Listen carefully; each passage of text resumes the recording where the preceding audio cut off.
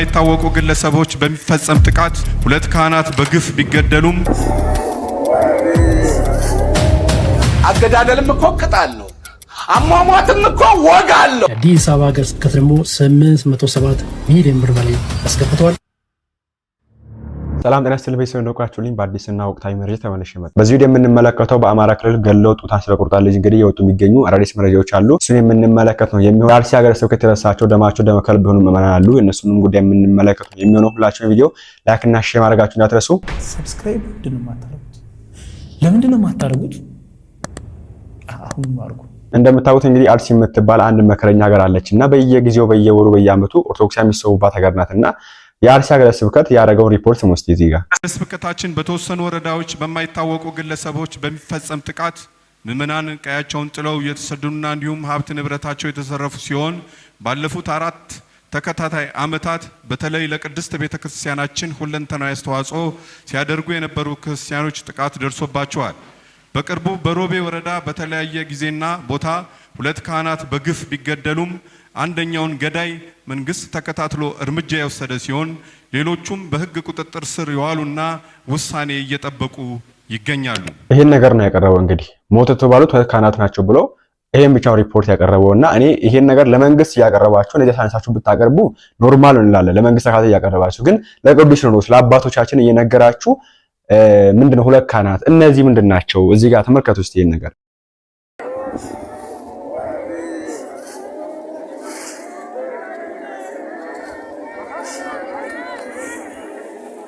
የት ነው ይሄ? በጅምላ በአንድ ጉርጓድ የሚቀበሉ ሰዎች የት ናቸው? እነዚህ አርሲ አይደሉም? ኦርቶዶክሳውያን አይደሉም? እነዚህ እዚህ ጋር የምትመለከቷቸው ሰሞኑን በቅርቡ እነዚህ የተገደሉት ኦርቶዶክሳውያን አይደሉም?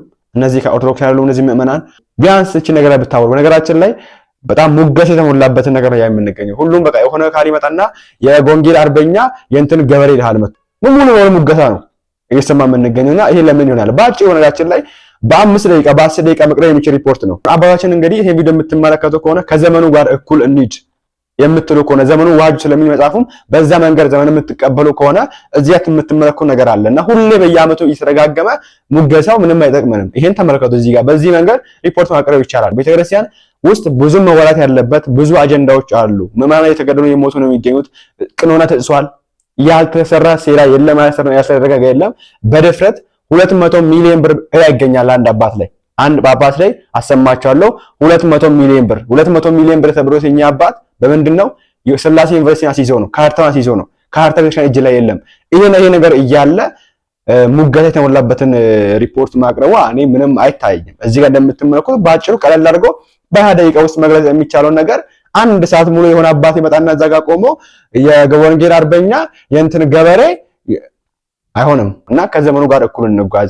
በዚህ መንገድ ሪፖርት መቅረብ ይቻላል። እንደምሳሌ ሀገረ ስብከቱ በዚህ ጋር አዲስ አበባ፣ ሰሜን ሸዋ፣ ባህር ዳር፣ ጎንደር፣ ደሴ፣ ጅማ እንደሚባል ይጠቀስና የገባው ገንዘብ ስንት ነው? ይሄን ያክል አለቀ። ከዛስ ያስጠመቃችሁ ስንት ሰው ነው? አለቀ። ከዛስ በክህነት የተቀበሉና ማን ናቸው? አለቀ። በቃ ሌላ ምንም የለም እኮ። ይሄ በሚደረግበት ማድረግ የቻላችሁ ሙገሳው ሰዓት መውሰዱ አላቅም። እኔ ቅድም እንዳልኳችሁ ነው ቤተክርስቲያን ውስጥ ብዙ የተጣሱ ነገሮች አሉ። ብዙ ቅኖት ተጥሷል። ብዙ ስርዓት ምዕመናን የሞቱ ነው የሚገኙት። ኦኬ ጦርነት አለ ሀገራችን ላይ። ይሄ ነገር እንዴት እናስቆም ብላችሁ በድፍረት ማውራት ይጠበቅባችኋል። ተሸፋፍኖ የሚታለፍ ነገር አያስፈልግም። በዚህ እናንተ ሆናችሁ በድፍረት ማውራት አለባችሁ። 200 ሚሊዮን ብር ብድር ለዛው ቤሻን ይዞታ ተይዞ እያለ ያለ ቅዱስ ሲኖዶስ የተበደሩት እኛ አባት ስሟቸው እስቲ። ጳጳሱ ለባንኩ ያቀረቡት ጥያቄ ውድቅ ተደረገባቸው። የባንኩ ፕሬዝዳንትን በጳጳሱ ቢሮ ተገኝተው ጥያቄያቸው ውድቅ መደረጉን ገልጸዋል ተብሏል። ኢትዮ ፎረም በተከታታይ ባሰራጫቸው ዘገባዎች ጠቅላይ ቤተ ክህነት ከእውቅና የውጭም 1 ቢሊዮን ብር የሚደርስ ገንዘብ ከባንክ ተበድረው አገኘኋቸው ያላቸውን የቅድስት ሥላሴ ዩኒቨርሲቲ ፕሬዝዳንት አቡነ ፊልጶስን ሲመረምር መቆየቱን መግለጹ አይዘነጋም። ጳጳሱ በበኩላቸው የተበደርኩት ዩኒቨርሲቲ ላስገነባ ነው፣ ቤተ ክህነቱ በስራዬ ጣልቃ መግባቱን ማቆም አለበት ሲሉ ምላሽ ቢሰጡም ባሳለፍነው ግንቦት ግን ቅዱስ ሲኖዶሱ የመወያ አጀንዳ አድርጎት እንደነበርና ውሳኔ እንደተላለፈበትም ይታወሳል። ቤተ ክህነቱ ከኔም ሆነ ከቋሚ ሲኖዶሱ እውቅና ውጭም የቅድስት ሥላሴ ዩኒቨርሲቲ ግቢ ውስጥ ተጨማሪ ህንጻ ማስገንቢያ በሚል የዩኒቨርሲቲው ፕሬዝዳንት አቡነ ፊልጶስ ከ160 ሚሊዮን ብር በላይ ገንዘብ ከአባይ ባንክ ማስለቀቃቸውን ደርሼበታለሁ። ይህንን ያደረጉትም የዩኒቨርሲቲውን ካርታ ሲዘው ነው በማለትም ቅሬታ አቅርቦ ነበር። ቅዱስ ሲኖዶስ ሊቀ ጳጳሱ አቡነ ፊልጶስ ትክክለኛ አሰራርን አልተከተሉም፣ የቤተ ክርስቲያኗን ንብረት አስይዘውም ከባንክ መበደር አልነበረባቸውም በሚል ከተወያየ በኋላም ገንዘቡን መልሰው ካርታውን ከባንኩ እንዲያስመልሱ የተጀመረውን ህንጻን በውስጥ ገቢ እንዲጨርሱ የሚል ውሳኔ ባሳለፍነው ግንቦት አሳልፏል። ይህንን ተከትሎ አቡነ ፊልጶስ የቅድስት ሥላሴ ዩኒቨርሲቲን የይዞታ ማረጋገጫ ካርታም ባንኩ እንዲመልስላቸው ከአንድ ሳምንት በፊት የጠየቁ ሲሆን በመጀመሪያው ዙር ከተለቀቀው 166 ሚሊዮን ብር ውስጥ 50 ሚሊዮኑን ለመክፈል ስለመወሰንና ባንኩ ይህንን ታሳቢ አድርጎ ካርታውን ይመልስልን ሲሉም ለአባይ ባንክ ማመልከቻ ማስገባታቸው መዘገባችን ይታወሳል። ይሁን እንጂ ደብዳቤ የደረሳቸው ያበዳሪው የአባይ ባንክ ፕሬዝዳንት አቶ የኋላ አባይ ወደ አቡነ ፊልጶስ ቢሮ ሄደው ጥያቄያቸውን እንደማይቀበሉት አስረድተዋቸዋል ተብሏል። የባንኩ ፕሬዝዳንት የተቋማቸውን ህግ ጥሰው ያለ ዋስትና የሚሰጡት ብድርም ሆነም ብድር ሳይመለስ የሚመልሱት ካርታ እንደማይኖር ያስረዱ ሲሆን በተዋዋልነው መሰረት ያበደርናችሁን ገንዘብ በጠቅላላ ከነወለዱ ስትከፍሉ ብቻ ካርታውን እንመልሳለን ሲሉም በአጽንኦት ማስረዳታቸውን የአባይ ባንክ ምንጮች ለጣቢያችን አረጋግጧል። ሲኖዶሱ ከባንክ የተበደራችሁትን ገንዘብ መልሳችሁ የተጀመረውን ህንጻ በውስጥ ገቢ ያስጨርሱ በማለት ያሳለፈውን ውሳኔ ለማስፈጸምም በህንጻው ላይ ተከራይተው አገልግሎት ከሚሰጡ ተቋማት በየወሩ ከዚህ በፊት ከሚከፍሉት ተጨማሪ 5.4 ሚሊዮን ብር ለማስከፈል መወሰናቸውን ይህም ከዚህ በፊት ከሚገኘው በተጨማሪም ከ65 ሚሊዮን ብር በላይ ለመሰብሰብ የታቀደ ነው። ገበያችንን አሳድገን እንከፍላለን የሚል ሀሳብ ከዩኒቨርሲቲው ፕሬዝዳንት በኩል ቢነሳም የባንኩ ፕሬዝዳንት ግን ይህ የእናንተ የውስጥ አሰራር ነው፣ እኛን የሚመለከት አይደለም ብለው ምላሽ ሰጥተዋል ተብሏል። ከአንድ ሳምንት በፊት የተጻፈውና በአቡነ ፊልጶስ ፊርማ ለባንኩ የተላከው ደብዳቤም ዩኒቨርሲቲው አመታዊ ገቢያቸውን የሚያሳድግባቸው ሌሎች አማራጮችን የዘረዘረና ይህንን ታሳቢ በማድረግ ቀሪውን 116 ሚሊዮን ብር የምንመልስበትን መንገድ ለማመቻቸት አዲስ የብድር ውል እንፈራረም ሲል የሚጠይቅ ቢሆንም የአባይ ባንክ ፕሬዝዳንት ግን እንዲህ አይነት አሰራርን ለመፈጸም የብሔራዊ ባንክም ሆነ የባንካቸው ህግ እንደማይፈቅድ ገልጸውላቸዋል ሲሉም ምንጮች ነግረውናል። እንደምትሰሙት ነው እንግዲህ ይሄ ብድር አሁን ላይ ተጠራቅሞ ከነወለዱ 200 ሚሊዮን ብር አልፏል። 200 ሚሊዮን ብር ብድር አለብን። ሥላሴ ዩኒቨርሲቲ ካርታው እጃችን ላይ የለም። ይሄ ባለበት በፈት ይሄንን ማውራት ያለባችሁ ሙገሳ የወንጌል አርበኛ ወንጌል ገበሬ የእንትን ገበሬ አንድ ቀን ገጠር ወጥቶ አስተምሮ እኔ ከዚህ ነግሬያችኋለሁ። ባደኩበት ሀገረ ስብከት ባደኩበት ደብር ኦሮሚያ ክልል ውስጥ ነው። እኔ ሀገረ ስብከቱ ጳጳስ አሉ 7 ዓመት ሙሉ ባይኔ አላየኋቸውም። እኔ 7 ዓመት ኖሬበታለሁ፣ አላየኋቸውም ባይኔ። ከተማ ውስጥ ነው የሚገኙት ቤተክርስቲያን አልመጡም። ራሱ ለሆነ ጊዜ ሰርግ መጡ፣ ይሁን ዲያቆናትን እዛው ሾመው ሄዱ፣ አለቀ። 7 ዓመት ሙሉ የገዛ እዚህ ጋር ሪፖርት ሲቀርብ ደግሞ የወንጌል ገበሬ ወንጌል አርበኛ ይባላሉ። አይሆንም እንደዚህ ተሸፋፍኖ በሙገሳ ይሄን ነገር አቡነ ሳዊሮስም ሲያውቁ ሰምቻለሁ። አቡነ ሳዊሮስ ሲናገሩ ይሄን ነገር ልክ አይደለም ሲሉ ከሀገረ ስብከቱ የሚቀርበው የተጋነነ ሙገሳ የበዛበት ሪፖርት በገሃድ ያለውን ችግር የሚቀርፍ አይደለም ሲሉ ብፁዕ ጠቅላይ ስራ አስኪያጅ ተናግረዋል። እነዚህ አይስታቸው እና አይደረግም። በዚህ መንገድ ሳይሆን በትክክለኛው መንገድ አቅርቡ። በቃ ባጭ ቀለል አድርጋችሁ ይሄ ማወቅ ልሳን እንዳቀረቡ ማወቅ ልሳን እኔ ሰምቼ የማወቅ ሪፖርት ነው ያቀረበው። በጣም ደስ የሚል ብዙ ምዕመናን ብዙ ቤተክርስቲያን ተከፍቷል። ብዙ ምዕመናን ኦርቶዶክሳውያን ሆነዋል። ይሄን ያቀረበው ይሄ ብዙ ገንዘብ አስገብቷል። በዛ መንገድ ቀለል አድርጋችሁ ማወቅ ትችላላችሁ። ኦኬ ብዙ ችግር አለብን። ምዕመናን እየቀረቡ ነው የሚገኙት፣ ንስሐ እየገቡ ነው የሚገኙት። ንስሐ አባቶች ልጆቻቸውን እየተንከባከቡ ነው የሚገኙት፣ ያውቃሉ ልጆቻቸውን ንስሐ አባቶች። ይሄ ባለበት ሁኔታ ሙገሳ ምንም ጥቅም የለውም። ኤኒዌይስ የአዲስ አበባ ሀገረ ስብከት ያስገባው በጣም ብዙ ብር አለና ስሙት እዚህ ጋር የኢትዮጵያ ኦርቶዶክስ ተዋሕዶ ቤተክርስቲያን እምነት ተከታዮች ከሆናችሁ ይህ መረጃ ተመልከቱ። የሸገር ሀገረ ስብከት ባለፈው በጀት ዓመት ከ47 ሚሊዮን ብር በላይ ለመንበረ ፓትርያርክ ጠቅላይ ቤተ ክህነት በፐርሰንት ሲያስገባ የአዲስ አበባ ሀገረ ስብከት ደግሞ 807 ሚሊዮን ብር በላይ አስገብቷል። ሶስተኛ ቀኑን የያዘው 44ኛው መንበረ ፓትርያርክ አጠቃላይ ሰበካ ጉባኤ በዛሬው ዕለት ዓመታዊ የስራ አፈጻጸም ሪፖርት ቀርቦበታል።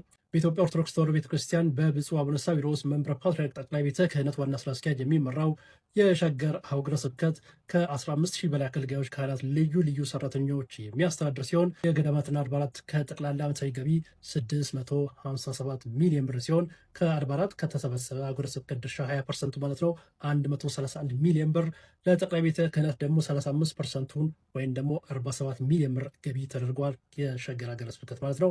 የአዲስ አበባ ሀገረ ስብከት ስንመለከት 250 አብያተ ክርስቲያናትን ከ50,000 በላይ አገልጋዮች፣ ካህናት፣ ሰራተኞች ያቀፈ ሲሆን አዲስ አበባ ሀገረ ስብከት 807 ሚሊዮን ብር ለመንበረ ፓትርያርክ ጠቅላይ ቤተ ክህነት በፐርሰንት ማስገባቱ ተገልጿል። በጣም ደስ የሚል ነው። ቤተክርስቲያን ብር ያስፈልጋታል፣ ለተለያየ ብር ያስፈልጋታል። ኦፍ ኮርስ ያ ነገር ነው። ግን ፎከስ አይደረግ ብሩ ላይ ብቻ ፎከስ አይደረግበት። ይሄ ለማለት ፈልጋለሁ። ክርስቶስ የሰጣቸው አባባችን ገንዘብ ሳይሆን ምእመን ነው የሰጣችሁ። ከዚህ ምእመን ነው ብር የሚገኘው እንጂ የሆነ ነገር ፋብሪካችሁ ወይ ሸጣችሁ ቤንዚን ጋር ነዳጅ ሸጣችሁ አይደለም ያወጣችሁት። ከዚህ ምን የሚሰበሰበው ኦኬ የሆነ ነገር ሱቅ ካላችሁ ምንጻ ካላችሁ ያን በዛ በጣም የምትጠቀሙ ከሆነ ያ ህንጻ የሰራው በዚህ ምእመን ነው። ስለዚህ ይሄ ምእመን ብዙ ነገር ንስሐ አባት ያስፈልገዋል። የንስሐ አባት ትምህርት ያስፈልገዋል። የለም አይወራም በዚህ ጉዳይ። በዚህ ርዕስ የሚያወራ ማንንም የለም። መውራት አለበት እንጂ ቅድሚያ ለምእመናን ለነፍሳት መሰጠት አለበት። ይሄ ሳይሆን የሚሆን ነገር የለምና ሪፖርቱን ቀለል አድርጋችሁ በዘመኑ ደረሰበት መንገድ አቅርቡና መውራት ያለበት ብዙ ነገር ስላለ በዛ ነገር ላይ ብታወሩበት እንደ ልጅነታችን መልካም ያስፈልጋለሁ። እናንተ በዚህ ጉዳይ ሳችሁን አስቀምጡበት። ሁለት ኃይሎች ጦርነት በሚያደርጉበት ሰዓት መግደል፣ መገደል፣ መማረክ፣ መቁሰል ያሉ ነገሮች ናቸው። ግን በዚህ ደረጃ ሰብአዊነት በጎደለው መልኩ ሁላችንም ከሴት ነው የተፈጠርነው። እናት አለን ሁላችንም፣ እህት አለን ሁላችንም። በዚህ ደረጃ ግን መጨካከን በጣም ያሳዝናል። አንድን ጠላት ያልከውን ኃይል ብትማርክ ወይንም በዚህ ደረጃ ሰብአዊነት በጎደለው መልኩ ጡት መቁረጥ የሴት ልጅ ማለት እኔ ምን እንደምላላቅ በዚህ ደረጃ መጨከን እኔ አውሬነት ካልሆነ በስተቀር ምን ብዬ ልገልጸው እንደምችል አላቅም። ብቻ እንደ ሰውኛነት እኔ ምንም በጣም ያሳዝናል። ማንንም ሰው የሆነ ሰው ሁሉ ይሄ ነገር ያሳዝናል። በትክክል በጣም ነው የሚያሳዝነውና ያ መሞት መግደል ያለ ነገር ነው። በጦርነት ሜዳ ላይ በውጊያ ላይ ይሄ ነገር እንዳለው ነው። ግን አገራራቻችሁ ብታሳምሩ መልካም። ስትገሉ ሰዎችን በሰዓቱ መንገድ መግደላችሁ ካልቀረ ራሱ በዛ መንገድ ብታረጉ መልካም ነው ብዬ አስባለሁ። ምክንያቱም ሬሳ በደም ክብር ነው። ኦኬ ሶ በህይወት እያለ የሚያከብረውን ሰው ሲሞት ያከብራል እንደሚታወቅ ሀገራችን ላይና በስራ መንገድ ቢሆን አሪፍ ነው ብዬ አስባለሁ። አሁን ላይ እንግዲህ የተነሱ ሚዲዮ ጥያቄዎች አሉ። ከነዛ ማለት እንግዲህ እዚች ልጅ መሞታ እርግጥ ነው ሞታለች። ነፍሷን እግዚአብሔር አምላካችን ይቀበል፣ ነፍሷን ይማር፣ በጸረገነት ያኑራት።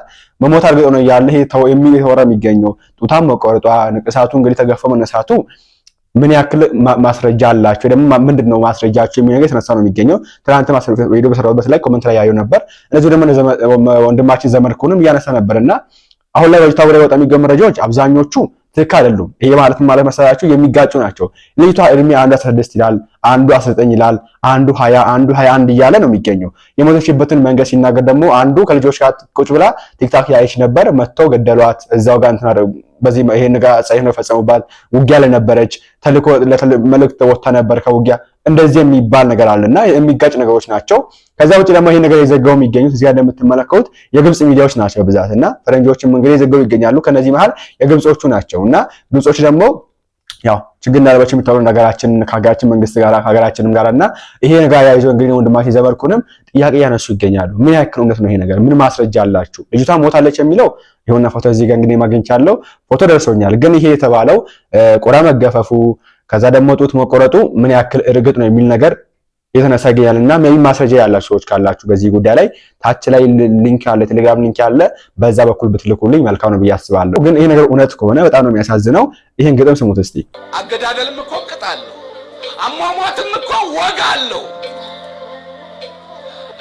ካፍ ቋንቋ በላይ በሆነው ቃል በማይገልጸው ጭካኔያችን እብሪት በደፈነው ልባችን ደም በተነከረው እጃችን ከዕለት ተዕለት ቁልቁል አድገን የነዛ ዋርካዎች ክፋይ አነስን እኮ ችፍርግ አከል ቀለልን እኮ ገለባውን።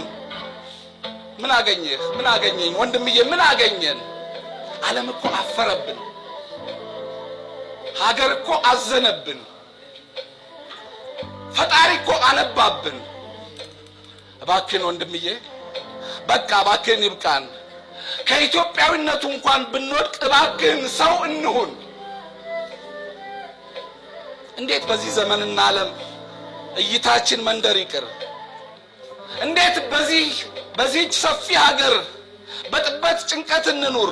እንዴት በክምር ጥላቻ አይናችን በዘር ይጋረድ?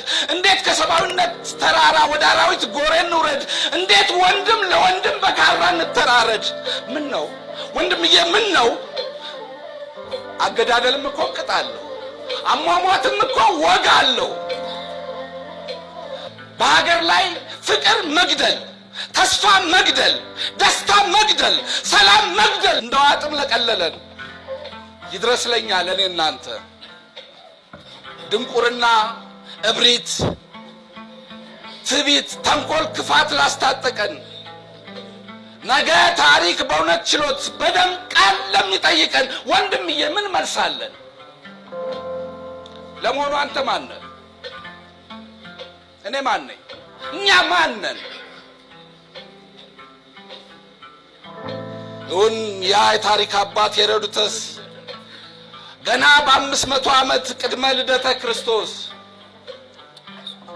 ከምስር ምድር ደቡብ ወሰን እስከ ህንድ ውቅያኖስ ድረስ አረንጓዴ ደን ተጎናጽፎ በተዘረጋ መልክዓ ምድር በተፈጥሮ ጸጋ በከበረች ኢትዮጵያ በምትሰኝ ሀገር በአንድ ሰማይ ስር ተጠልለው ቆላ ከደጋ የሚኖሩ ቁመታቸው ዘለግ ያለ ጥቁር፣ ጠይም፣ ደፋር፣ ኩሩ እድሜ ጠገብ የሰው ዘሮች ኢትዮጵያውያን ይገኛሉ ሲል ሄሮድተስ ጥንት ገና ቀድሞ ከጠቀሳቸው በታሪክ ድርሳን አትሞ ነቃሽ ካቆመላቸው ከአያት ቅድመ አያቶቻችን ተመዘን እዚህ የደረስን ካጥንታቸው አጥንት ገምሰን ከስጋቸው ስጋ ቆርሰን ከደማቸው ደም ተቀርተን ካፈራቸው ባፈራቸው ተዘርተን በቅለን የጸደቅን ሁንኛ የዛሬዎቹ ከትናንት አባቶቻችን በአካል በመንፈስ የተከፈል ሀገር ያለን ታሪክ ያለን እምነት ያለን እስቴት ያለን ሁን የነዛ ዋርካዎች ኢትዮጵያዊ ዘርፍሬ ነን። እንደው እግዚአብሔር ይስጥልን። በጣም ትልቅ መልእክት ያለው ግጥም ነውና ከዚህ ታሰምቻችሁ ነበር። እንግዲህ አሁን ላይ በጊዜው መሳሰል አለበት ነውና ቢያንስ መግደላችሁ ካልቀረ በድጋሚ የምትገሉ ሰዎች ካላችሁ መግደላችሁ ካልቀረ በቂጡ በስርዓቱ አድርጉት። በገናሽ ላይ የሆነ እቺ ልጅ ሞተች ተብሎ በታሪክ መጽሐፍ ላይ ጻፍ ይችላል። ኦኬ ይሄን ያክል ሰው ሞተ ነው የሚባለው እንጂ ስማ ጠቅሶ እቺ ልጅ ሞተች ተብሎ ላይ ጻፍ ይችላል። አሁን ላይ ግን እነዚህ አይነት ተግባር ተፈጽሞ ከሆነ እቺ ልጅ በዚህ ሁኔታ ጡቷን ቆርጣ ሞተች ተብሎ እመኑ ከሆነ 10 ዓመታት በኋላ መጽሐፍ ይጻፋል፣ በትምህርት ቤት ይነገራል። ያንን ታሪክ ይዞ ይሄ ነገር ያደረገው ሰውዬ ብሔሩ ከታወቀ የሆነ ብሔር ውስጥ የሚገኝ ሰው ሆነ ይሄ ብሔር ጡት ቆራጭ ነው የተባለ አሁን እንደሚደረገው አሁን አጼዎች አድርጓል ተብሎ እንደሚወራው እንደዛ ይደረግ ይችላልና ይሄ ነገር ያደረገ ሰው እውነት ከሆነ ይሄ ነገር ያደረገው ሰውዬም በዛ ተመርዟል ብዬ አስባለሁ። ምክንያቱም ከዚህ ነገራችሁ ነበር በተለይ በዚህ በኦሮሚያ ስትማሩ የሚነገረው ታሪክ አለ። መጽሐፉ ላይ ባይገኝ ራሱ መምህሩ የተማረው ጋር ያሰልስላችኋል። ምንድነው ብሎ የሚናገረው እኔ ቁጭ የተማርኩ ነገር አጼ እንትና ጡት ቆርጧል፣ ከዛ ጭንቅላት ቆርጦ መሬት ያጎትቷል፣ በመሳሪያ አድርጎ ሲጫወትበት ነበር ጭንቅላት ቆርጦ የእንትና ብሔር ጭንቅላት ቆርጦ የእንትና ብሔር ላይ ሲያደርግ ነበር ተብሎ ይነገራል። ከዛ በኋላ ሰው ጥላቻ ያድርበታል ተማሪው። እሱም መምህር ሲሆን እሱ ነው ያስተማር የሚሄደው እና ይሄ ነገር ከትውልድ ወደ ትውልድ የተላለፈ እስካሁን ደርሷል። ይሄው ለስንት ሺህ ዓመታት የሚነገር ታሪክ ሆኖ ቀርቷል። እውነትም ይሁን ውሸትም ይሁን ብቻ የተነገረ ነው የሚገኘው። ይሄ ታሪክም ነገ እንደዛ ነው የሚደረገው። ጭራሽ ሐውልት አለ ቅድም እንዳሳያችሁ ሐውልትም አለ ጭራሽ ሳለና ይሄ ነገርም በጣም አጽያፊ የሚያደርገው ነገር እዚያ ነገሮችን እቺ ሞታ ቀረች፣ ኦሬዲ ቀረች። ግን ከዛ በኋላ የተፈጸመው ነገር ለታሪክ እየተነገረ የሚኖር ከዛ በኋላ በታሪክ መጽሐፍ የሚጻፍ ከዛ በጣም አጸያፊ የሆነ ህዝብና ህዝብ የሚያጠራ ነገር ስለሆነ ቢያንስ ስትገሉ አገላለላችሁን መዝናችሁ አርጉት። ሰው በሚገለልበት መንገድ አጉራን ፈልጋለሁ። ሰላም ቤተሰብ እንዴት ናችሁ? ሰላም ናችሁ ሆይ? እኔ በጣም ሰላም ነኝ። ዛሬ በጣም ስሜታዊ የሚያደርግ ነገር እንደው መናገር ፈልጋለሁ። ስሜታዊም ስለሆንኩ ነው። ምክንያቱም የዚች ልጅ ወጣት ግድያ ሳይ በጣም ነው ያዘንኩት። እርግጠኛ ነኝ ይህች ልጅ እንግዲህ ቲኔጀር ነች። እኔ እንዲሁ ዝም ብዬ ስገምት የ16-17 ዓመት ልጅ ብትሆን ነው የአብይ አህመድ ስርዓት ወይም አብይ አህመድ ሲመጣ የ8 ዓመት የ9 ዓመት ልጅ ልትሆን እንደምትችል ገምታለሁ። እንዲሁ ሪል ሆነው እንግዲህ ቤተሰቦቿን የሚያውቁት እድሜዋን። ነገር ግን በዚህ እድሜ ውስጥ እች ልጅ ምንም የምታውቀው ነገር አልነበረም።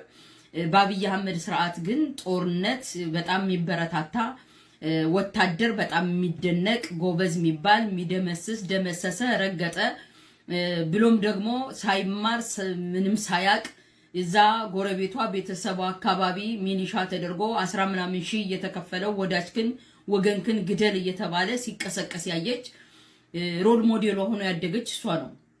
እነዚህ ሰዎች ናቸው ሮል ሞዴሎቿ። ሮል ሞዴሏ የሆነው ወይም የገቢ ምንጭ ማግኛ ውትድርና ነው። ተምሮ አውቆ ሰልጥኖ ወደ ተለያየ ቦታ ወይም ወደ ተለያየ ዕውቀትን መሸጋገርን አላየችም። ያየችው አንድና አንድ ውትድርና ነው። ቅድም እንዳልኳችሁ እንዲህ ስገምት የልጅቱ እድሜ አብይ አህመድ ሲመጣ የ9 ዓመት ልጅ የ8 ዓመት ልጅ ልትሆን ትችላለች። እንዲው እንደኔ እናት የሆናችሁ ወይም ትንንሽ እህቶች ላሏችሁ ገምቷቸውና እነዚህ ልጆች የራሳችን እድሜ እንኳን መገመት ባንችል አሁን ባለንበት ሌቭል ሆነን እያንዳንዳችን በኔ እድሜ ቆያላችሁ እንደ እናትም ትንንሽ እህቶችም እንዳሏችሁ ስታስቧቸው እቺ ልጅ ምንም ልታስብና ልታገናዝብ እንደማትችል ማወቅ አለብን። ምክንያቱም ያይታው ያውየችው ለ7 ለ8 ዓመት ቦታዋ ላይ መንደሯ ላይ ወታደር ሲረማመድ ወታደር ሰዎችን ሲገድል ሲታጠቅ ጀግና ሲባል ደመሰሰ ሲባል ሶሻል ሚዲያን ማዳመጥ ስትጀምር ደግሞ የገደለ ጎበዝ ሰበር ዜና ሲነገርለት እየሰማች ያደገች ልጅ ነች። ሌላ ሮል ሞዴል የላትም። የገቢ ምንጭ ማግኛውም ውትድርና እንደሆነ ነው ያወቀችው። ነገር ግን እቺ ልጅ እናንተ ያሳያችኋትን ሮል ሞዴል ይሄ ጸረ ህዝብ ስርዓቱ ያሳያትን ሮል ሞዴልሽ ይሄ ነው ነገ መሆን ያለብሽ ይሄን ነው ተብላ ያያየች ያደገች ልጅ በመሆኗ ምንድነው ጥፋቱ? ሁና በመገኘቷ ምንድነው ጥፋቱ? እናንተ እንደ ሀገር እንደ ስርዓት ያስተማራችኋትን ሁና በመገኘቷ ምንድነው በደሉ? አያችሁ አንዳንዶቹ መኪና አስቆማ ሲዘርፍ ነበር። ስርዓቱ እንደ ስርዓት ሀገርን እንደ ሀገር እኮ ዘርፏል። ሀገር እኮ ተዘርፏል። እንኳን ሀገር ቤት ያለው ስርዓቱ ነውና ከስርዓቱ ጋር ግንኙነት ያለው እኮ የውጭ ሁሉ እኮ ተደራጅቶ እኮ ሀገሩን እኮ እየመዘበረና ሀገሩ እኮ እየተዘረፈ ነው። በብልጽግና ዘመን ዝርፊያ ስርዓታዊ ስራ ነው። ዝርፊያ ኖርማላይዝድ ነው። ስለዚህ እቺ ልጅ እያየች ያደገችውን ነው የሆነች ሮል ሞዴል ሺ ነው የተባለችውን ነው የሆነች ሌላ ነገር አታውቅም። ምንድነው ጥፋቷ? ያስተማራችኋትን የሆነችውን ነው የሆነችው። ነገር ግን እንደ እናት ወይም እንደ አንድ አማራ ተወላጅ የወደፊት የማህበረሰባችን የትውልዱ ምን ሆኖ ሊቀጥል እንደሚችል ሳስበው በጣም ሾክድ ነው። በጣም ያሳዝናል፣ በጣም ያስከፋል። እቺ ልጅ በዚህ እድሜዋ ዩኒቨርሲቲ ገብታ አለስ የሃይ ስኩል ተማሪ ሆና ትምህርት ቤት ላይ ቁጭ ብላ ምትመራመርበት ጊዜዋ ነበር እንጂ ጠመንጃ አንግታ ወደዚህና ወደዛ ምትልበት ጊዜ አልነበረም። ነገር ግን ያልፈጠራችሁላትን እድል ወይም ይሄ ነው እድልሽ መንገድሽ ይሄ ነው ብላችሁ ባሳያችኋት ሄዳለች። ለ7 ዓመት ለ8 ዓመት መንደሯ ላይ ወታደር ሲገድል ሲደፍር አይታለች። የተሻለ ጎበዝ የሚባለው ሳይማር በአስራዎቹ ተከፍሎት ወንድሙን ሲገድል ሲያሳድድ ሚኒሻ ሲደራጅ አይታለች። እናንተ የሆናችሁትን ያሳያችኋትን ሆና ብትገኝ ምንድነው ጥፋቱ? ነገ ምን አይነት ትውልድ ጠብቃችሁ ነው ታዲያ እንደዚህ አይነት ያሳደጋችሁ ወታደር ካዘመታችሁበት ወታደር ካሰፈራችሁበት ማህበረሰብ ላይ ሁሉ ሰው የታጠቀ በሙሉ ጀግና በተባለበት ላይ ምን ሆነው እንዲወጡ ፈልጋችሁ ነው ትውልዶቻችሁ? በጣም ነው ማዝነው። እንደ እናት ያሳዝናል፣ እንደ ትውልድ ያሳዝናል። እኔን ቪዲዮ ስሰራ ይሄን ቪዲዮ ብቻ ሳይሆን ማንኛውንም ሐሳቤን ስገልጽ የማንንም ፓርቲ ወይም ፖለቲካ ደግፌ አይደለም፣ ማንንም ኢንቴንሽናሊ እየተቃወምኩ አይደለም። ነገር ግን ጸረ ህዝብ የሆነን እንደ ህዝብ ልጅ ግን እዋጋለሁ፣ ጸረ ህዝብ የሆነን እቃወማለሁ እንደ ህዝብ። ነገር ግን የማንም ቡድንም የማንም ደጋፊም ተቃዋሚም አይደለሁም። የህዝብ ልጅ ነኝ። እንደ ህዝብ የሚሰማኝን ግን እንደ አንድ ሰው እንደ ሰው ሆናችሁ ስቡትና እቺ ልጅ እያየች ያደገችው ውትድርና ነው፣ ጦርነትን ነው። ትምህርት ቤት ሲሄዱ አይደለም ያየች።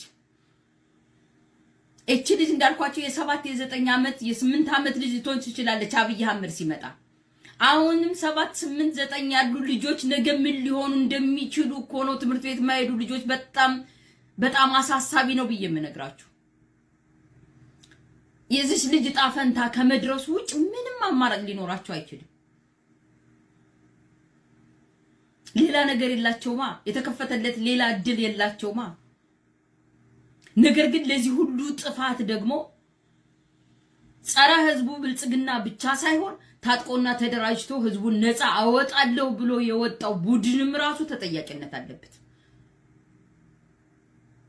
ምክንያቱም መጀመሪያ ማህበረሰቡ አግሬሲቭሊ የነዚህን ሰዎች የብልጽግና ስርዓት ክፋት ተረድቶ ህዝቡ በደንብ እነዚህን ሰዎች ነቅሎ ከአካባቢው ጠርጎ ካስወጣ በኋላ በየቦታው ሄደው ግርመት ከል ብለው ገንዘብ ጭነው ይዘው መጥተው በገንዘብ የተደራጀውን አካል መክፈል ሲችሉ፣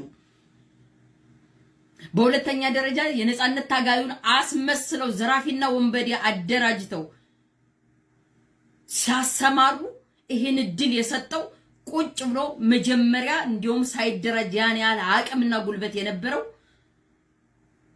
ነገር ግን ለነዚህ ሰዎች እጁን ሰጥቶ በየጫካ ሆኖ እርስ በርሱ ሲሻኮት ጦርነቱን ሽመልስ አብዲሳ እንዳለው ጦርነቱን አማራ ክልል ላይ አከረማችሁት። ህዝቡን አሰለቻችሁት። ህዝቡን ጨምራችሁ ገደላችሁት። አብራችሁ አደቀቃችሁት። ተስፋውን አሳጣችሁት። መጀመሪያ ሲጀምር የነበረው ተስፋ የት ነበር? አሁን ምንድነው እየተባለ ያለ? ከክልሉ እንኳን ማስወጣት አልቻላችሁም። ስርዓቱ ላይ የተሰማሩት ሰዎች ደግሞ እነዚህኞቹ ስርዓት አልባ ናቸው ብሎ ወቅሶ ነገር ግን ይበልጥ ስርዓት አልበኝነትን በአገራሱ ላይ በህዝቡ ላይ በአገሩ ላይ ጭኗል። ይሄን አማራ የሆነ ብቻ ሳይሆን አማራ ነኝ ብሎ ባያስብም በክልሉ ውስጥ ያለ ማንኛውም ማህበረሰብ የዚህ ገፈት ቀማሽ ነው። እንደ ህዝብ ያሳዝናል፣ እንደ ህዝብ ያሳዝናል። እንደ ህዝብ ወዴት ነው የምንሄደው ይባላል። ይሄ ደግሞ ሽመልስ አብዲሳም አብይ አህመድም አዳነች አቤቤን በሏት አቅደው ክልሉን ለማውደም ክልሉ ውስጥ የማይወጣ የተራዘመ ጦርነት እንዲደረግ አቅደው እየሰሩ ነው።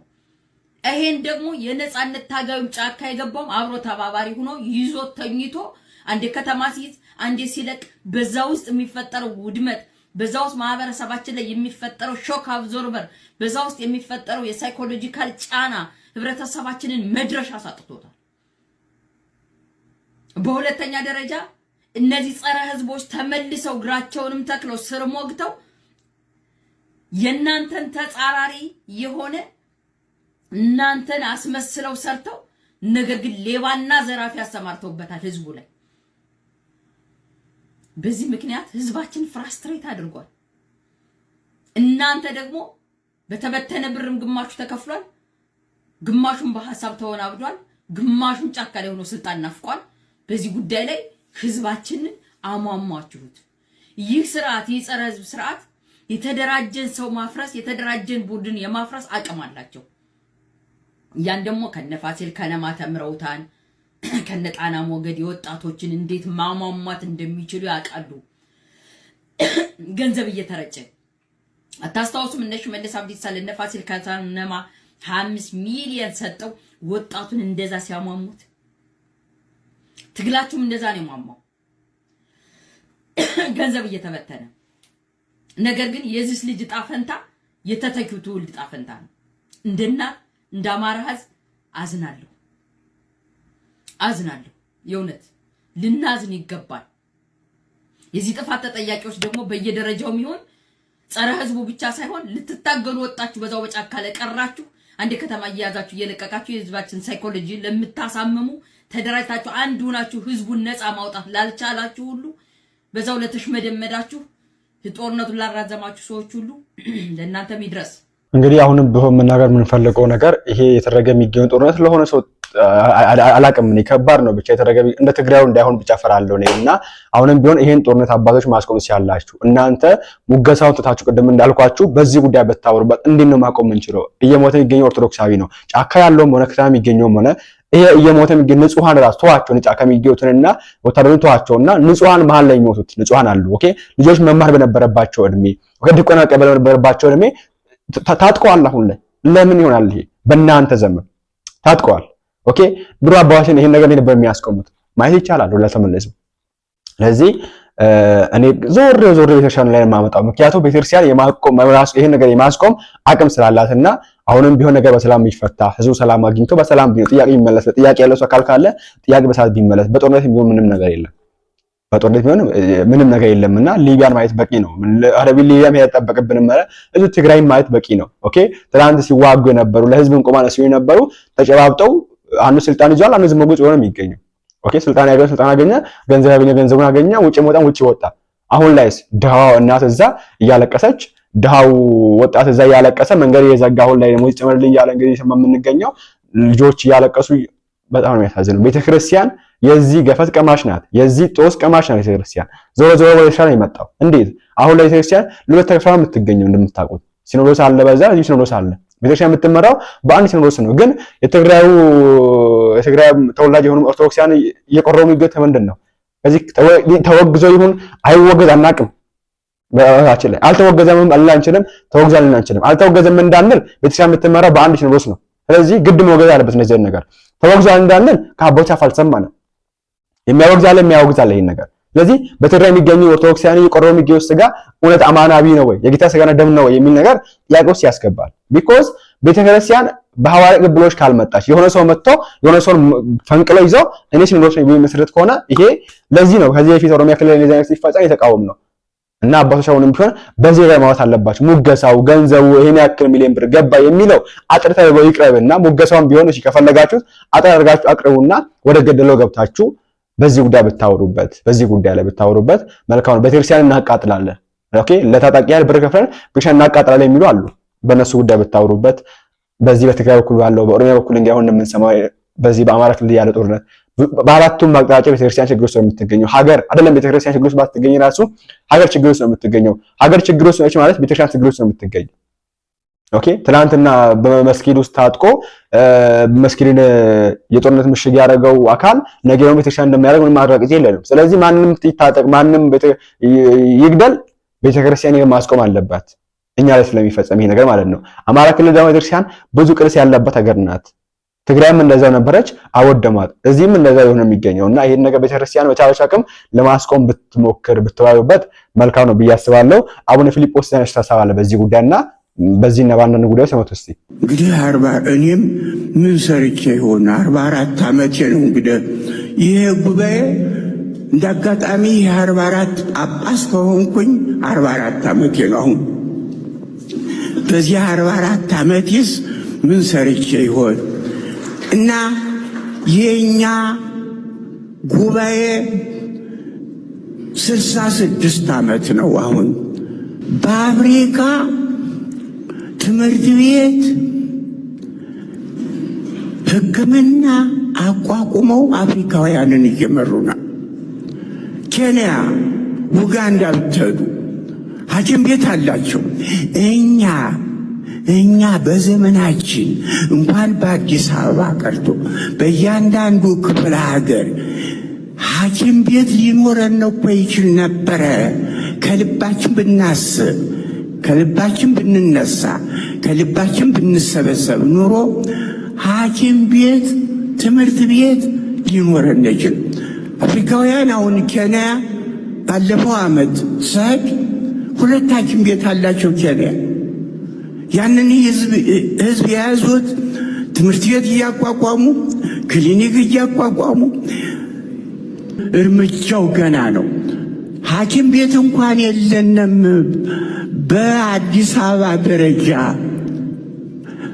ግብፃውያን በአፍሪካ ሐኪም ቤት እያቋቋሙ የሚያጠምቋቸውን ክርስቲያኖች እየረዱ በትምህርት በሕክምና በማንኛውም ተነስተዋል።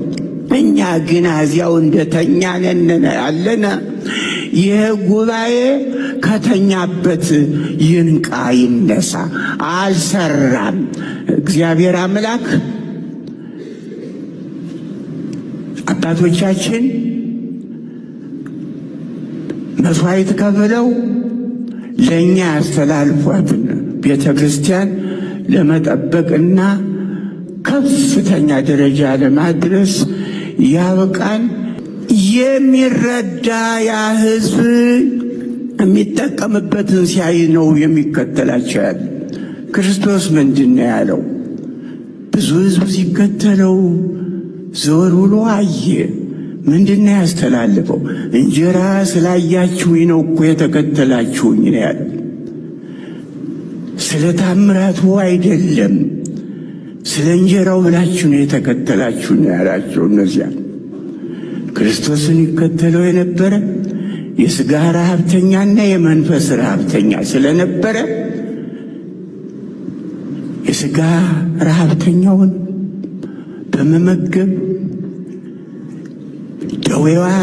ደዌውን በማራቅ ሙታንን በማስነሳት የታመሙትን በመፈወስ የሰው ልጅ የሚፈልገውን በመስጠት ነበረ አምላካችን ቤተ ክርስቲያናችን ከዚያ ያደረሰን። ኢትዮጵያ ቤተ ክርስቲያን አሁን ይህን ሰርተናል። እኔ ግን አልረካም። እኔ ግን ልቤ የሚረካ ነገር የለውም። ለምን? ይሄ የራሴ ሐሳብ ነው። በፍልስፍና መጽሐፍ ምን ይላል? እኔ አንተን ሐሳብ አልወሰድኩም፣ የራሴን ነው። የራሴ ሐሳብ እንዳለ ነው ይላል በፍልስፍና። በራሴ ሐሳብ ግን ዜሮዎች ነን። ዜሮ መሆናችንን አስበን ቤተ ክርስቲያናችን ብዙ ለመስራት የምትፈልገው አለ። የሚያሳፍር ዛሬ በሚሊዮን ደርሷል የኢትዮጵያ ሕዝብ ቁጥር። እንግዲህ እኔ የማውቀው ብፁዕ ቅዱስ አባታችን 25 ሚሊዮን በነበረበት አውቃለሁ አለውኝ። እንዲያውም የስዊድን መንግስት በስዊድን ቤተ ክርስቲያን ሳቋቁም 18 ሚሊዮን ምን የሚል ባክግራውንድ ሲያጠና ሰጠ። አይ እኔ ይሄንን አለ ኤኒዌይስ ቪዲዮአችን የሚሰብር አብሮ ተማራችሁበት አዲስ ያክሎሳችሁበት አልጠራጠርም። ቀጣይ አዲስ መረጃ ካለ ይዤላችሁ ቀርብ ነው። ላይክ እና ሼር ሰብስክራይብ አድርጉ እንዳይረሳ። ቸር ቆዩልኝ።